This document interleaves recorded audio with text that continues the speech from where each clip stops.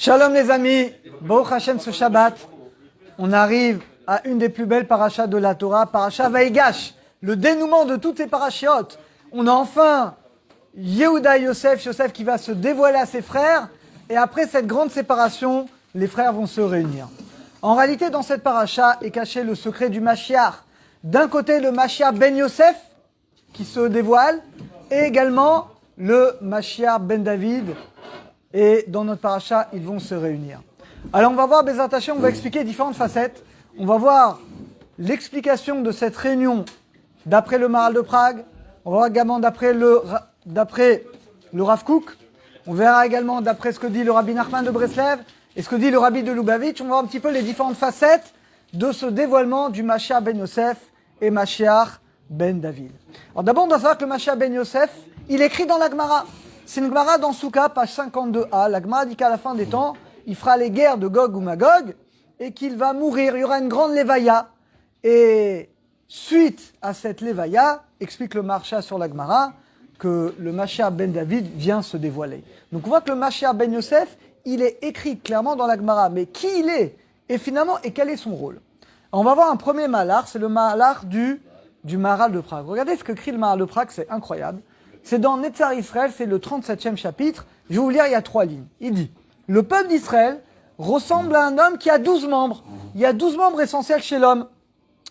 Les 12 membres correspondent aux 12 mazal, les 12 signes astrologiques, aux 12 mois de l'année, aux 12 heures du jour, 12 heures de la nuit, et correspondent aux 12 tribus. Chaque tribu, vous vous rendez compte, chaque tribu, c'est elle qui va faire correspondre toutes ces choses-là.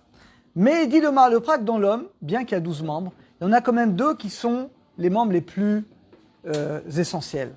Le premier, bien entendu, c'est la tête, et le deuxième, c'est le cœur. Eh bien, nous dit le Maharal de Prague, Yehuda, il représente la tête. Et en fait, il y a un passouk dans Shoftim, au début de Shoftim, c'est écrit, Yehuda yale berosh, Yehuda, il montra en premier. Donc, Yehuda représente, on va voir l'intellect, l'intelligence, la tête. Yosef, il va représenter le cœur. Vous allez me dire pourquoi, quelle est la preuve? Vous savez, par Parashat Nasso, toutes les tribus vont offrir un korban, des corbanotes. Et bien, Ephraïm, qui est le fils de Yosef, il est au milieu. De même, il dit le Maharal de Prague, de même que le cœur, il est au milieu, il est le centre de l'homme, et bien, de même, Yosef Hatzadik, finalement, il est toujours au milieu. Alors, c'est vrai, regardez, il y a beaucoup de membres, mais c'est vrai que, regardez, le cœur, c'est l'origine de chaque chose. L'origine du sentiment, l'origine de tout, c'est dans le cœur. Mais c'est vrai que la fonction quand même essentielle de l'homme, eh bien finalement, c'est la tête. Eh bien, nous dit le Maharal de Prague, c'est ça la fonction de ces 2 Mashiach. Pourquoi on a besoin de 2 Mashiach? Eh bien, dit le Maharal, le Mashiach ben Yosef, il doit réveiller finalement notre cœur. Il doit unifier notre cœur à Kadosh Baruch Hu. Et une fois que notre cœur est réveillé, peut venir le Mashiach ben David, donc qui vient de Yehuda, qui doit diriger finalement avec le Tsechel, avec l'intellect. On voit également que le Rav Dessler dit explicitement que le Mashiach ben Yosef, il vient préparer finalement le Mashiach ben David. C'est vrai qu'on voit que chacun a un rôle différent. On voit par exemple dans ces parachiotes que Yosef Hatzadik, il fait Kiddush Hashem d'une certaine manière. Il ne faute pas avec la femme de Poutifar. On voit que l'effort de Yosef, c'est vis-à-vis du cœur. Il se retient, il a envie de fauter avec la femme de Poutifar. Eh bien, finalement, il ne faute pas. Le cœur, il est caché. Yosef, il est caché. On le compare d'ailleurs au poisson dans la bracha qui va se voir de Yaakov. Il n'a pas d'Ainara parce qu'il est comme dans les poissons qui sont cachés dans l'eau. Donc on voit que Yosef, c'est la dimension du cœur. Alors que Yehuda, il va sanctifier Hachem, finalement plus avec son esprit. Yehuda, c'est Oda, c'est reconnaissance. Eh bien, il va reconnaître avec Tamar, vous savez, il va dire Tzadka mimeni, c'est elle qui a raison. Il va reconnaître. Donc on voit que, il est caché, c'est Yosef, il a la dimension du cœur. Yehuda, au contraire, c'est la Oda, c'est la reconnaissance. Il va remercier Akadosh Baruch Hu. Et on voit que chacun, la provenance, c'est la maman, bien entendu. Parce qu'on avait déjà dit que Yehuda, il vient bien entendu de Léa. Léa, elle appelait Yehuda parce qu'elle remercie Hachem de ce 4e fils. Donc, elle va tirer finalement ce pouvoir de Oda, de reconnaissance.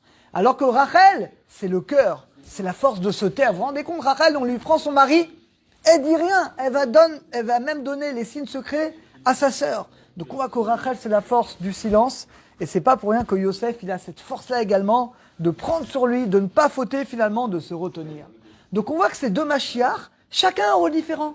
Mashiach ben Yosef doit réveiller notre cœur, et Mashiach ben David doit réveiller notre sechel, finalement notre intellect. Et les amis, ça va répondre quelque chose d'extraordinaire. Qui est le premier roi d'Israël? Le premier, c'est qui? Shaoul. Mais pourtant, Shaoul vient pas de Yehuda.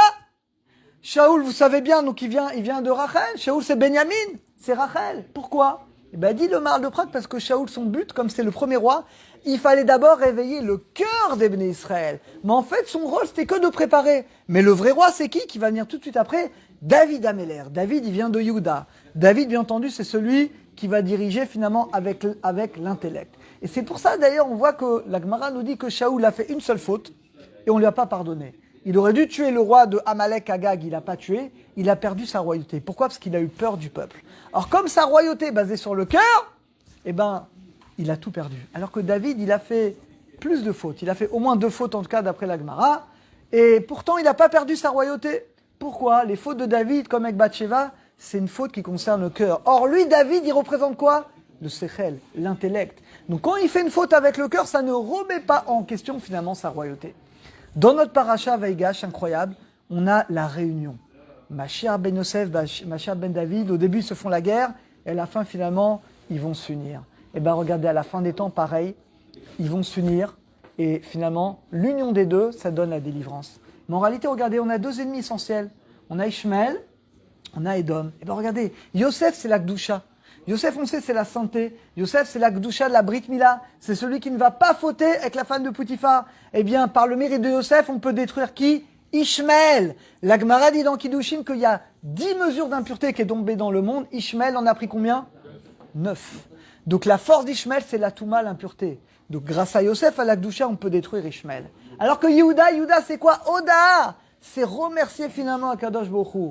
Yehuda, grâce à Yehuda, on va pouvoir détruire Édom. Parce que Édom, c'est quoi la force d'Édom? C'est la Gahava. Ani Vafsot, c'est moi qui décide, qui doit vivre, qui doit mourir. Yehuda, c'est l'humilité, Oda, de remercier Akadosh Baruch Hu. Donc en réalité, les amis, l'union de ces deux Meshichim, Mashiach ben Yosef, Mashiach ben David, eh bien l'union en réalité nous permet de détruire nos 2 ennemis, Ishmaël et Édom, et d'arriver à la Géoula. Vous savez, les amis, plus profondément, on voit l'intérêt de la chassidoute. Souvent, les gens ils demandent « Ah, mais pourquoi il y a besoin de chassidoute? Est-ce que ça s'oppose ?» À l'époque, il y avait les guerres, mais en réalité, les amis, c'est un non-sens. Regardez, la chassidoute, elle va plus réveiller le cœur. La dimension du cœur, c'est quoi? Mashiach ben Yosef. L'étude plus classique de l'Halacha, par exemple, c'est plus Mashiach ben David. C'est réveiller l'intellect, le sechel. Savoir comment tu dois te conduire dans la vie. Mais en réalité, les amis, le Mashiach, c'est la réunion des deux. C'est quand on arrive finalement à servir Hachem avec notre cœur, mais ça ne suffit pas, mais avec l'Halacha également, avec l'intellect. Quand on arrive à servir Hachem de manière complète, c'est la réunion du Mashiach ben Yosef, Mashiach ben David. Ça, c'est l'explication d'après le Maharal de Prague. Deuxième explication, le Rav Kook. Le Rav Kook, Zichrono Livracha, dans son livre Orot Israël, celui qui veut voir ses pages Kouf sa mère, il dit quelque chose de magnifique. Il dit que Mashiach ben Yosef, c'est quoi? Il dit que c'est le renouveau, l'éoumi, politique nationale du peuple juif. Et il dit, le Rav Kook, quelque chose qu'on voit, c'est tellement évident, il dit que la création d'Eret Israël, le fait que les Juifs reviennent en masse dans la terre d'Israël, on voit aujourd'hui, c'est incroyable les amis, du monde entier, tout le monde. Ce qui paraît en France, ils sont débordés, l'Alia, tout est décalé de plusieurs mois, il y a trop de gens qui veulent faire leur Alia, Baruch Hashem. Ça c'est quoi, il dit le Rav Kook? C'est Mashiach ben Yosef. Il dit que c'est pas forcément un homme, c'est le processus que les Juifs reviennent sur leur terre, il y a une souveraineté politique, Baruch Hashem, et ça, c'est Mashiach ben Yosef. Donc c'est la souveraineté nationale. Alors que Mashiach ben David, c'est plus le côté qui est plus uniquement spirituel. On va dire les shivot, l'étude de la Torah. Mais on a besoin des deux. Le Mashiach ben Yosef va venir préparer Mashiach ben David. Donc d'après le Rav Kook, on est en plein dans Mashiach ben Yosef qui prépare également Mashiach ben David. D'après Rabbi Nachman de Breslev, alors c'est très beau, c'est dans l'Ikut Halachot dans la paracha. Il dit Rabbi Nathan comme ça, il dit David Améler, c'est quoi? C'est la simcha. Il dit d'ailleurs, la preuve, c'est lui qui a écrit les Télim. C'est lui qui a chanté les 10 mélodies. Les Télim, il y a 10 mots dans la Torah qui veut dire chant. Donc il dit David Améler, c'est la joie, mais la joie qui est exprimée. Alors qu'il dit Mashiach ben Yosef, c'est quoi? Il dit là-bas, il dit c'est l'enthousiasme de la joie, mais qui est dans le cœur. Quand c'est dans le cœur, c'est au niveau potentiel. C'est Mashiach ben Yosef. Quand ça s'exprime, c'est Mashiach ben David. Donc il dit, Rabbi Nathan, il dit l'union des deux, c'est quand on a une joie totale, qui est à la fois dans le cœur, mais qui n'est pas seulement dans le cœur, mais qu'on va exprimer comme David Améler, en chantant, en remerciant Akadosh Baruch Hu. Et pour terminer, le Rabbi de Lubavitch, dans une des sikhas, Il dit, c'est quoi Mashiach ben Yosef, Mashiach ben David? Il dit que Mashiach ben Yosef, c'est la dimension du peuple d'Israël qui est en exil. C'est une dimension qui est moins grande, parce qu'il dit le cœur, ça reste pas. Le cœur, des fois, tu as envie de faire des bonnes choses, des fois, tu as envie de faire des mauvaises choses. Donc il dit, c'est le peuple d'Israël qui est en exil. Et quand on est en exil, il n'y a pas de Beth Amikdash, il n'y a pas de temple. Bah, malheureusement, chacun suit un petit peu son cœur, des fois dans la Torah, et des fois, malheureusement, pour faire d'Averot. Donc il dit ça, c'est la dimension inférieure de la délivrance.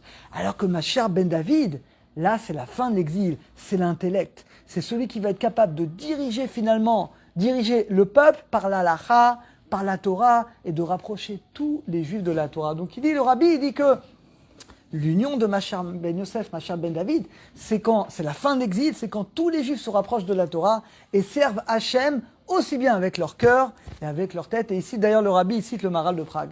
Donc, conclusion, les amis, tous ces 4 explications, c'est magnifique, elles se rejoignent. Et c'est ça, le secret du Mashiach. C'est ça qu'on voit dans la paracha.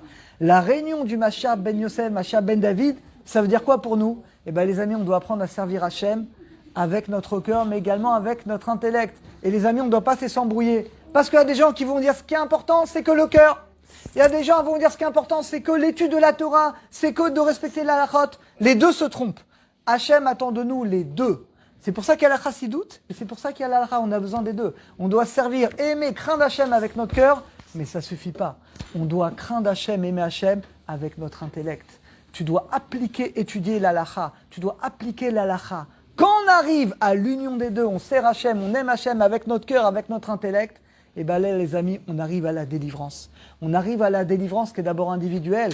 On arrive à unir le Mashiach ben Yosef au Mashiach ben David. Alors c'est ce qu'on souhaite qu'Hachem nous aide tous à aimer Hachem, à le servir avec notre cœur, avec notre tête, et que grâce à ça, on arrive à la Géoula. Et comme on va lire dans l'Haftara, on va prendre un morceau de bois, Mashiach ben Yosef, Mashiach ben David, on va l'unir, et on arrivera à la Géoula. Bemera, Be'amenu, Amen, Amen.